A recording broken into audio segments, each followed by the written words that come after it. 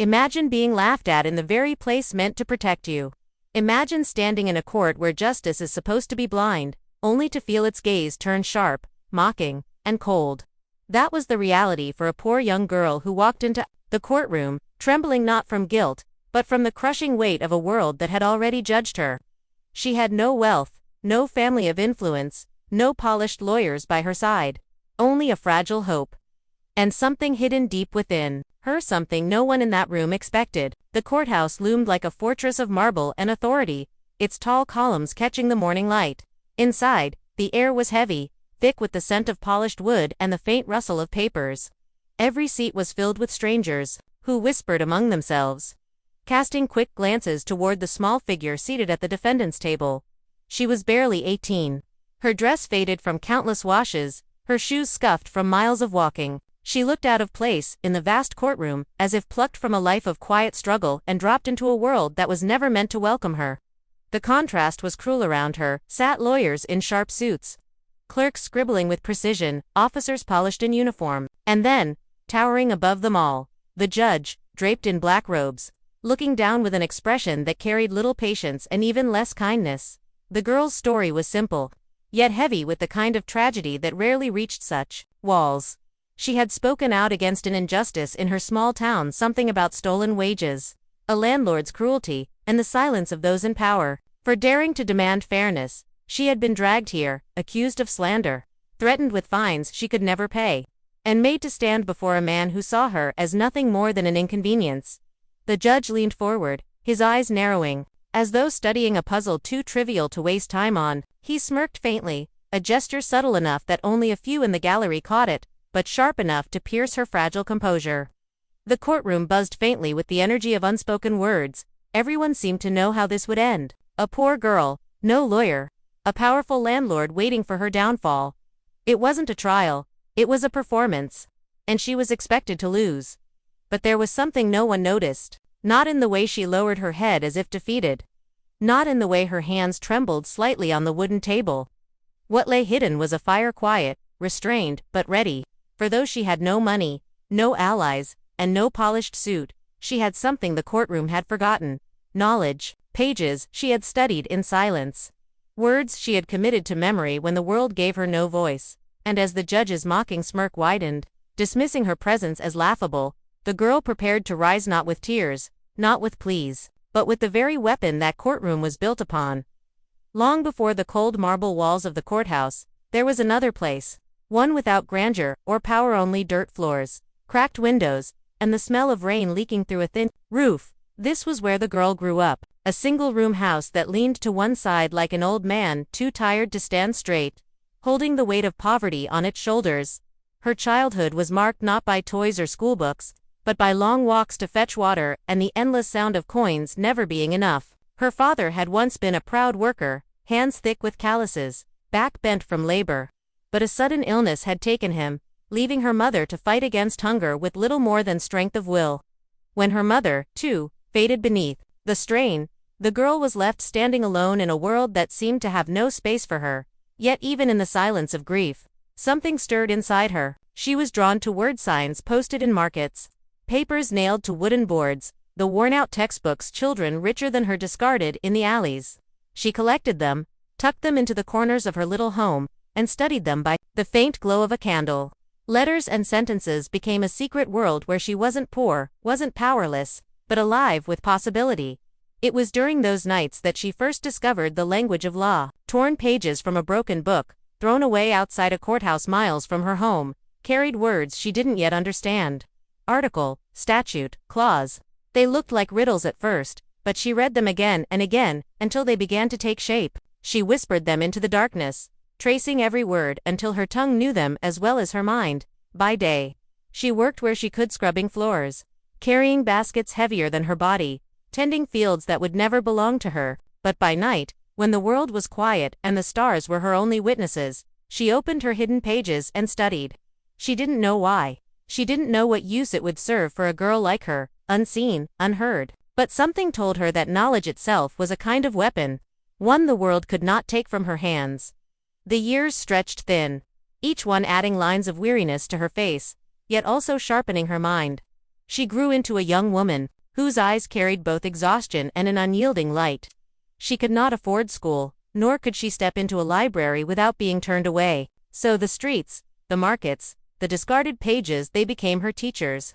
She pieced together laws like a puzzle, memorizing entire passages not from obligation, but from the hunger to know. And so, while the world saw her as a poor girl, destined to remain beneath its boots, she was becoming something else entirely. Her memory sharpened, her voice learned the rhythm of justice, and her mind carried words, older and stronger than the men who mocked her. She had no diploma, no certificate to prove it, but in her heart, she knew she carried a fortress built from every sentence she had ever memorized. When she finally stood in that courtroom, facing the judge's cold stare, it was not just her standing there. Behind her was every night of candlelight, every page rescued from the dirt. Every moment she had whispered the law into the silence as if it belonged to her, and though no one else could see it yet, the girl who looked fragile and powerless was, in truth, sharper than the very blade of justice itself. The morning light filtered through tall windows, casting sharp beams across the polished floor of the courtroom. Every creak of a chair, every cough from the gallery seemed amplified by the silence of expectation. The trial was about to begin. On one side sat the landlord, a man of wealth and arrogance. His rings gleamed as he adjusted his cufflinks, his chin tilted upward as if the very air in the room owed him respect. Beside him, his lawyer flipped through a thick stack of papers, each motion sharp and deliberate, as though already rehearsing a performance he believed impossible to lose. And then, across from them, sat the girl, alone, no lawyer, no papers, no shield, but her own trembling hands resting against the wooden table. Her dress seemed even smaller in the grandeur of the room, her figure almost swallowed by the towering walls. To the crowd, the outcome felt inevitable. The judge adjusted his robes, his face lined with authority that had hardened into cruelty over the years. His eyes flickered with a hint of impatience as the trial commenced. The lawyer rose, and with a booming voice, filled the chamber with accusations. His words flowed like polished glass, cutting sharp, designed to wound, to shame, to bury her beneath the weight of legal jargon she was never expected to understand. The gallery nodded along, impressed by the lawyer's showmanship. He waved papers high, slammed them onto the desk, and painted her as nothing more than a liar, a slanderer, a child reaching beyond her station. Each sentence was delivered with confidence, each glance at the judge loaded with the assurance of victory. The judge leaned back, expression firm but thinly veiled with satisfaction. To him, this was routine. A wealthy man backed by a lawyer, a poor girl left defenseless. Justice, he thought, would flow the way it always had toward power. When the lawyer finished, silence lingered in the room. He returned to his seat with a smirk, his papers stacked neatly like trophies of a battle already won. The judge turned his gaze toward the girl. Her time had come. She rose slowly, as though her body carried the weight of not just her life, but the lives of all who had ever been silenced by wealth and power. The wooden chair scraped against the floor, its echo startlingly loud. She stood small, fragile, and for a brief moment, the gallery almost pitied her. The judge's smirk deepened. The girl placed her trembling hands on the table to steady herself. Her eyes closed for a moment, drawing in a single breath. When they opened again, there was something different in them, something the judge, the lawyer, and every spectator failed to anticipate. Her voice began soft, almost uncertain, the way a candle flickers in the wind. The gallery leaned closer, straining to hear. But with every word, her tone grew steadier, firmer, sharper.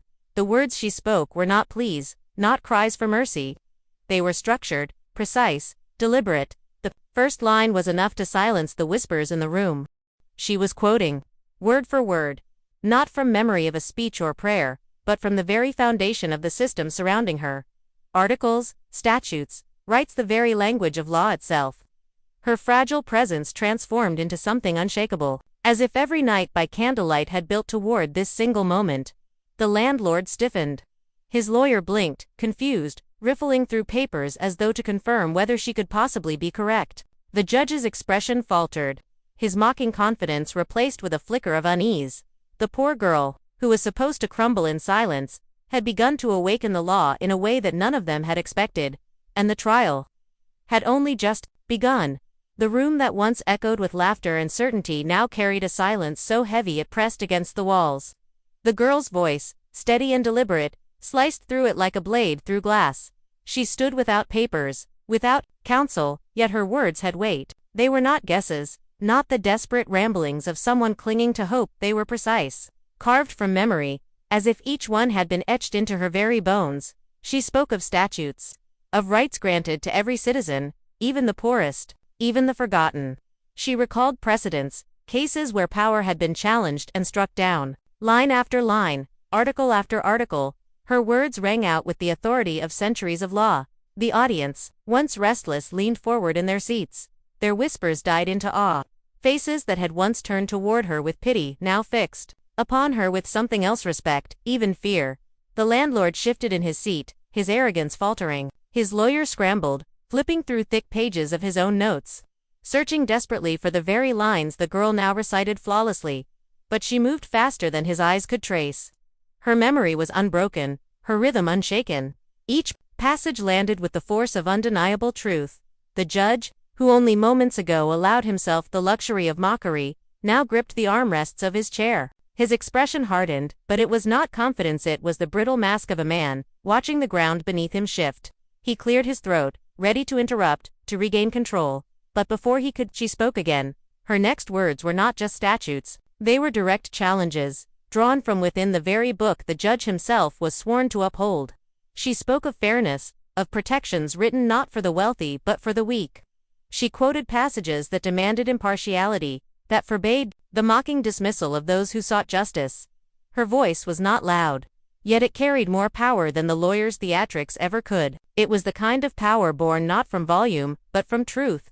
Every word seemed to echo beyond her small frame, filling the chamber with something undeniable. And in that moment, the courtroom no longer belonged to the judge, nor the lawyer, nor the landlord. It belonged to her. She was not pleading for mercy. She was not asking for kindness. She was standing as the very embodiment of the law itself, the living memory of rights carved into history, spoken aloud by a girl no one believed had the right to be there. The gallery sat frozen, breathless. They had come expecting a spectacle, a cruel dismissal of a poor child.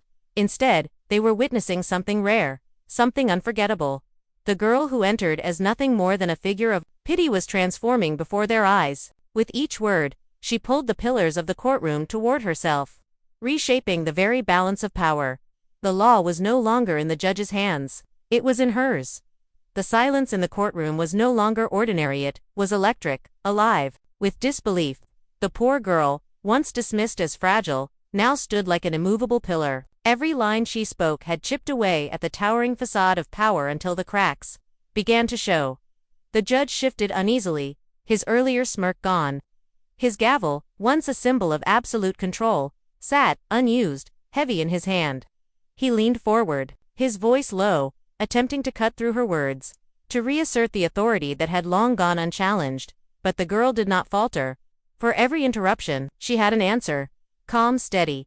She did not shout, did not argue. She simply quoted, word for word, from the very laws the judge had sworn to protect. It was as though the courtroom itself had turned against him, forcing him to hear the promises etched into its foundation, the promises he had forgotten, or, perhaps, chosen to ignore.